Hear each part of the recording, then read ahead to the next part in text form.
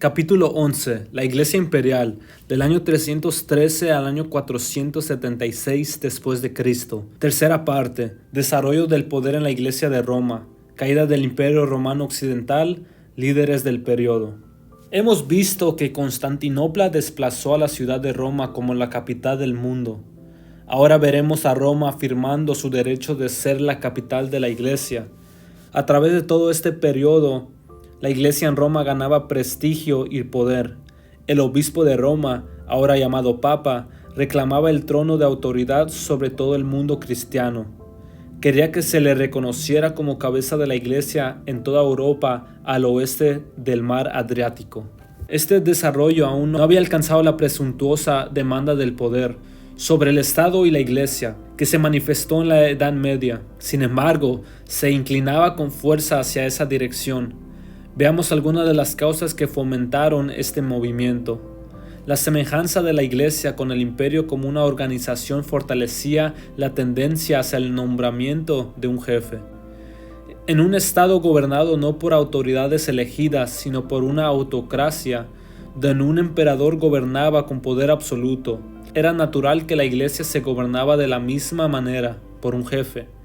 En todas partes los obispos gobernaban las iglesias, pero la pregunta surgía constantemente: ¿quién gobernaría a los obispos? ¿Qué obispo debía ejercer en la iglesia la autoridad que el emperador ejercía en el imperio? Los obispos que presidían en ciertas ciudades pronto llegaron a llamarlos metropolitanos y después patriarcas. Había patriarcas en Jerusalén, Antioquía, Alejandría, Constantinopla y Roma. El obispo de Roma se adjudicó el título de papá o padre, después se modificó a papa. Entre estos 5 patriarcas había frecuentes disputas por la prioridad y supremacía. Sin embargo, la cuestión al final se limitó a escoger entre el patriarca de Constantinopla y el papa de Roma como la cabeza de la iglesia. Roma reclamaba por sí autoridad apostólica. Era la única iglesia que decía poder mencionar a 2 apóstoles como sus fundadores y estos, los mayores de todos los apóstoles, San Pedro y San Pablo. Surgió la tradición de que Pedro fue el primer obispo de Roma. Como obispo, Pedro debería haber sido papa.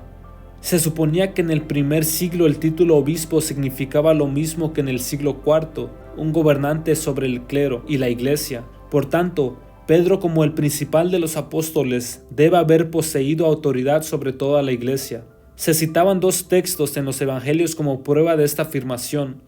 Uno de estos puede verse ahora escrito en las letras gigantescas en latín alrededor de la cúpula de la iglesia de San Pedro en Roma. Tú eres Pedro, y sobre esta piedra edificaré mi iglesia. El otro es, apacienta mis ovejas. Se arguía que Pedro fue la primera cabeza de la iglesia. Entonces sus sucesores, los papas de Roma, deberían continuar su autoridad. El carácter de la iglesia romana y sus primeros líderes sostenían fuertemente estas afirmaciones. Los obispos de Roma eran por lo general hombres más fuertes, sabios y que se hacían sentir por toda la iglesia. Mucha de la antigua calidad imperial que había hecho a Roma la señora del mundo moraba aún en la naturaleza romana. En esto había un notable contraste entre Roma y Constantinopla. Al principio, Roma hizo a los emperadores, pero los emperadores hicieron a Constantinopla y la poblaron de súbditos sumisos. La iglesia de Roma siempre fue conservadora en doctrina. Las sectas y herejías ejercieron poca influencia sobre ella y en aquel entonces permanecía como una columna de la enseñanza ortodoxa. Este rasgo incrementaba su influencia por toda la iglesia en general. Además, la iglesia de Roma desplegaba un cristianismo práctico. Ninguna iglesia la superaba en su cuidado por los pobres, no solo entre sus miembros, sino aún entre los paganos en tiempos de hambre y pestilencia. Dio gran ayuda a las iglesias perseguidas en otras provincias. Cuando un funcionario pagano en Roma demandó los tesoros de la iglesia, el obispo congregó a sus miembros pobres y dijo: «Estos son nuestros tesoros». El traslado de la capital de Roma a Constantinopla, lejos de aminorar la influencia del obispo o papa romano, la aumentó considerablemente. Hemos visto que en Constantinopla el emperador y su corte dominaban a la iglesia. Por lo general, el patriarca estaba supeditado al palacio imperial, pero en Roma no había emperador que superara ni intimidara al papa. Se trataba del potentado mayor de toda la región. Europa siempre miró a Roma con respeto. Ahora que la capital estaba lejos, y especialmente como el imperio mismo estaba en decadencia, la lealtad hacia el pontífice romano empezó a ocupar el lugar de aquel hacia el emperador romano. Así surgió que por todo el occidente el obispo romano o papa, como cabeza de la iglesia en Roma, comenzara a considerarse como la autoridad principal de la iglesia en general. Por ejemplo, en el concilio de Calcedonia en Asia Menor, en el año 381 después de Cristo, Roma ocupó el primer lugar y Constantinopla el segundo. Se preparaba el camino para pretensiones aún mayores de Roma y el Papa para los siglos venideros. A través de este periodo de la Iglesia imperial, sin embargo, otro movimiento progresaba. Era la más enorme catástrofe de toda la historia, la caída del Imperio Romano Occidental. En el reinado de Constantino, al parecer el reino parecía estar muy bien protegido e inexpugnable como lo había estado en el reino de Marco Aurelio o de Augusto. Sin embargo, estaba debilitado por la decadencia moral y política, y listo para sucumbir bajo los invasores que le rodeaban ansiosos de derrotarlo. A los 25 años de la muerte de Constantino, en el año 337 después de Cristo, cayeron las barreras en la frontera del Imperio Occidental y las hordas de bárbaros, nombre que los romanos aplicaron a los demás pueblos, a griegos y judíos. Comenzaron a entrar por todas partes en las indefensas provincias. De esta manera se posesionaron del territorio y establecieron reinos independientes. En menos de 140 años el Imperio Occidental, que existió durante 1000 años y cuyos súbditos estaban contentos bajo su gobierno, quedó borrado de la existencia. No es difícil encontrar las causas de este gran derrumbe. Los vecinos bárbaros codiciaban las riquezas del imperio. De un lado de la frontera había ciudades opulentas que vivían en paz, vastos campos con cosechas, personas que poseían todas las cosas que estaban deseando las tribus pobres, no civilizadas, errantes pero agresivas, que vivían al otro lado de la frontera. Por siglos, antes de la invasión de los bárbaros, la ocupación principal de los emperadores romanos había sido la defensa de las fronteras contra las amenazas de ataques de estos enemigos. La única razón de tener varios emperadores que reinaran a la vez era la necesidad de un gobernante investido de autoridad cerca de estos puntos de peligro, a fin de que pudiese actuar sin esperar órdenes de una capital distante. Aún en los mejores tiempos, los romanos estaban a la par con los bárbaros, hombres por hombres. Además, a través de los siglos de paz, los romanos perdieron la costumbre de combatir. En nuestros tiempos, las naciones civilizadas poseen pertrechos de guerra muy superiores a los que tenían las tribus salvajes. Sin embargo, antiguamente ambos lados peleaban con espada y lanzas, y la única ventaja de los romanos consistía en la formidable disciplina de sus legiones. Aunque es de notar que esa disciplina decayó mucho en los tiempos de los últimos emperadores y los bárbaros eran más fuertes físicamente, más intrépidos y aptos para la guerra. Lo que empeoraba la situación de los decadentes romanos era que ya no servían en sus ejércitos. Las legiones recibían el adiestramiento precisamente de estos mismos bárbaros, quienes a menudo pelearon en defensa de Roma y en contra de su propio pueblo. La mayoría de estos ejércitos, sus generales y aún muchos de sus emperadores procedían de razas bárbaras. Ningún pueblo que por lo general empleaba extranjeros para pelear sus batallas cuando éstas son necesarias puede mantener por mucho tiempo sus libertades. El imperio, no muy fuerte en sus recursos humanos, estaba también debilitado por las guerras civiles llevadas a cabo durante generaciones por distintos pretendientes al trono imperial. El Senado no elegía a los emperadores, sino que cuando asesinaban a alguno, como lo fue la mayoría, cada ejército en las diferentes provincias presentaba su candidato y la decisión no se hacía por voto, sino con las armas. En 90 años se proclamaron 80 jefes como emperadores y cada uno reclamaba el trono. En un tiempo dichos emperadores eran tantos que se les llamaban los 30 tiranos. Saqueaban las ciudades y todo el imperio empobrecido por la ambición de los hombres al poder. Como resultado, se quitaron las guarniciones de las fronteras y la tierra quedó indefensa ante los invasores bárbaros. La causa inmediata de muchas invasiones se debía al movimiento de las tribus asiáticas. Cuando los bárbaros en el este de las provincias europeas se lanzaron sobre los romanos, declararon que los echaron de sus hogares una hueste irresistible de extraños guerreros, acompañados por sus familias, que cambiaron su morada del interior de Asia. Por lo general, a este pueblo se le llamaba hunos. Se desconoce por qué abandonaron sus hogares en el Asia Central, pero se cree que fue por el cambio de clima, pues la escasez de lluvia tornó los campos fértiles en desiertos.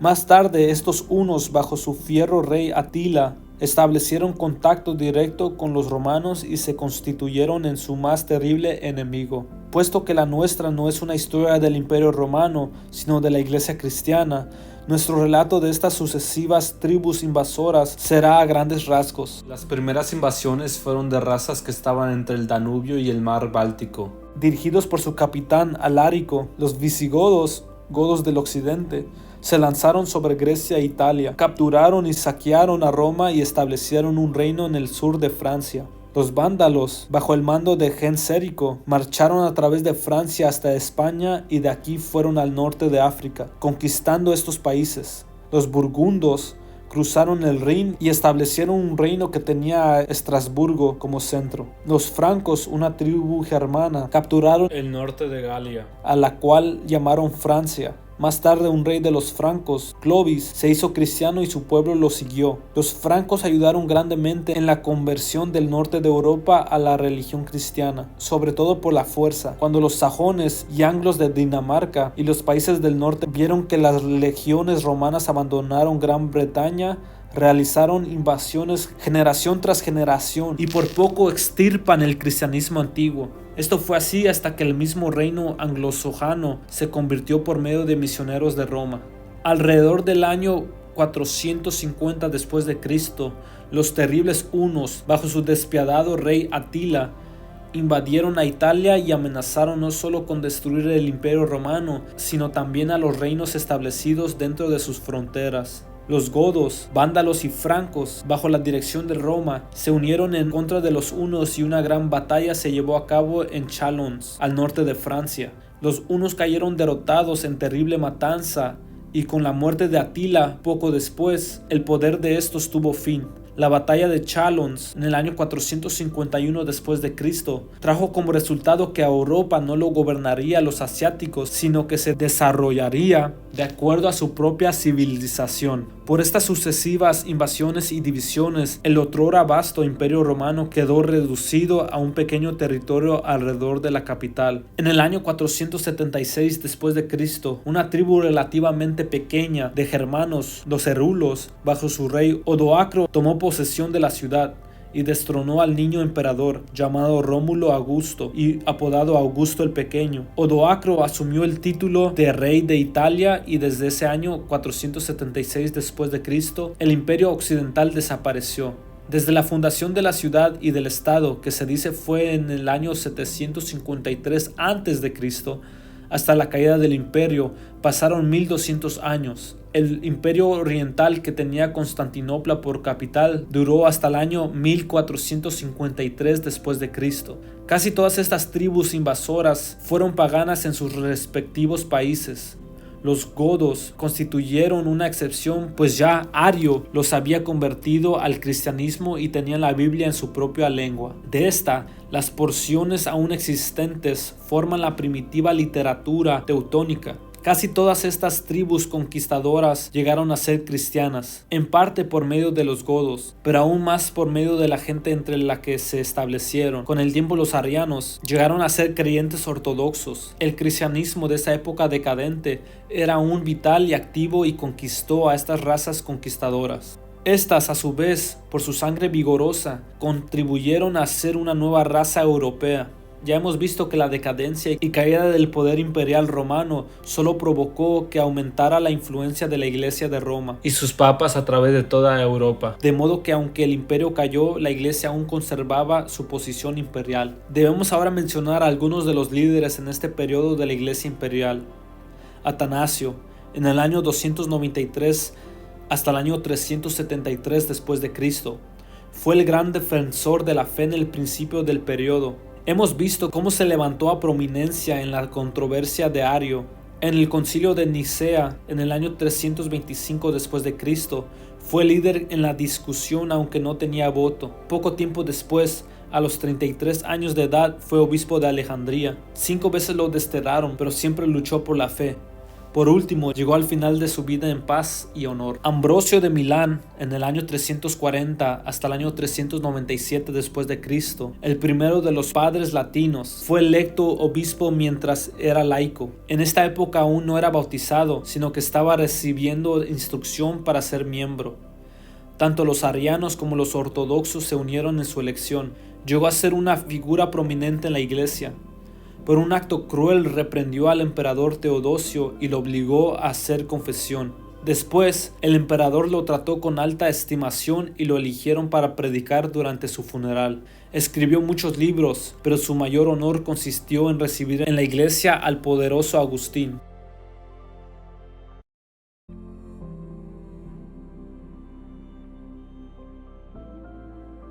Nació en Antioquía en el año 345 después de Cristo. Llegó a ser obispo o patriarca de Constantinopla en el año 398 después de Cristo y predicó a inmensas congregaciones en la iglesia de Santa Sofía. Sin embargo, su fidelidad, independencia, celo reformador y valor desagradaba a la corte. Lo desterraron y murió en el destierro en el año 407 después de Cristo, pero lo vindicaron después de su muerte. Su cuerpo fue llevado a Constantinopla y enterrado con honores. Fue un poderoso predicador, un estadista y un expositor muy capaz de la Biblia. Jerónimo, en el año 340 al año 420 después de Cristo, fue el más erudito de los padres latinos. Recibió en Roma una educación en literatura y oratoria, pero renunció a los honores del mundo por una vida religiosa, fuertemente matizada de ascetismo. Estableció un monasterio en Belén y vivió ahí por muchos años. De sus numerosos escritos, el que tuvo una influencia más extensa fue su traducción de la Biblia a la lengua latina, una obra conocida como la Vulgata, a saber, la Biblia en lenguaje común, que aún es la Biblia autorizada de la Iglesia Católica Romana. Agustín es el nombre más eminente de todo este periodo. Nació en el año 354 después de Cristo, en el norte de África. Desde muy joven fue un brillante erudito, pero mundano, ambicioso y amante del placer. A los 33 años llegó a ser cristiano por la influencia de su madre Mónica, la enseñanza de Ambrosio de Milán y el estudio de las epístolas de Pablo. En el año 395 después de Cristo, le nombraron obispo de Hipona, en el norte de África, al empezar las invasiones de los bárbaros. Entre sus muchas obras, la ciudad de Dios fue una magnífica defensa a fin de que el cristianismo ocupase el lugar del decadente imperio. Sus confesiones son una profunda revelación de su propio corazón y vida. Sin embargo, su fama e influencia están en sus escritos sobre teología cristiana, de la cual fue el mejor exponente desde el tiempo de Pablo. Murió en el año 430 después de Cristo.